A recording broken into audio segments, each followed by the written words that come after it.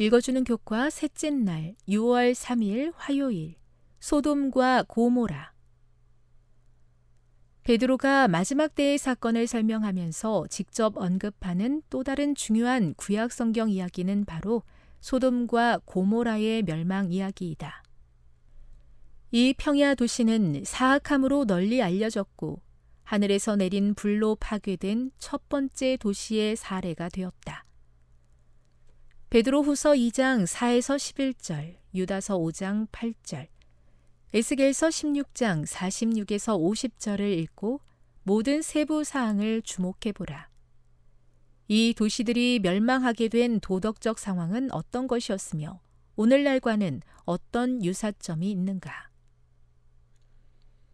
소돔과 고모라의 이야기를 통해 지구의 마지막 때 사람들에게 주어진 경고는 분명하다.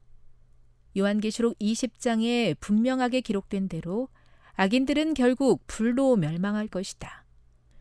죄는 자신의 죄악은 자기 확신의 덮개 아래 감추어 자기 마음의 상태를 보지 못하게 하지만 다른 사람이 저지른 악행은 선명하게 기억한다는 점에서 놀랍도록 기만적이다.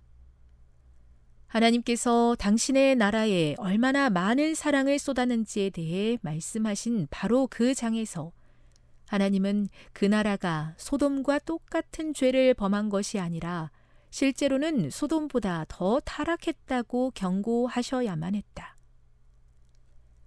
이스라엘은 영적 간음을 일삼으며 음행을 저질렀다. 악하기로 널리 알려진 사람들보다 더욱 악하다는 말을 들었을 때 하나님의 백성이 얼마나 경악했을지 생각해보라. 이것은 새로운 일이 아니며 이스라엘만 아니라 모든 인류에게 해당되는 일이다. 로마서 1장 18에서 32절에서 바울은 마치 오늘 조간신문을 보고 작성한 것 같은 인간의 악의 긴 목록을 나열한다. 바울이 이방인의 죄를 묘사한 것은 결국 유대인에게 우월감을 주기 위한 것이 아니라 하나님의 백성이 자기 죄의 심각성을 깨닫게 하기 위한 것이었다. 나단도 가난한 자에게서 양을 훔친 부자 이야기를 다윗에게 들려주므로 그와 같은 일을 했다. 이 이야기는 불의함이 명백해 보였기에 다윗은 크게 분노했다. 그때 나단은 당신이 그 사람이라고 선언하여 다윗으로 하여금 자신의 모습을 이야기를 통해서 보게 했다. 성경은 주로 이방이 아니라 하나님의 소유된 백성을 대상으로 말하고 있다는 사실을 기억하는 것이 중요하다.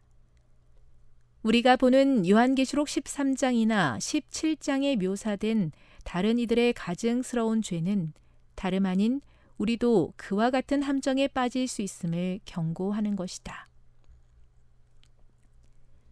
교훈입니다. 악한 소돔 사람보다 더 악하다는 경고는 이스라엘만이 아니라 오늘날의 모든 인류에게 해당되며 우리도 그와 같은 함정에 빠질 수 있음을 경고하는 것이다. 묵상. 자신의 잘못을 보지 못하면서 다른 사람의 잘못을 이야기할 때가 얼마나 많습니까? 내가 한 말과 행동을 생각해 보십시오. 적용. 너희가 소돔 사람보다 더 악하다고 권면한 경고를 겸손히 생각해 보십시오.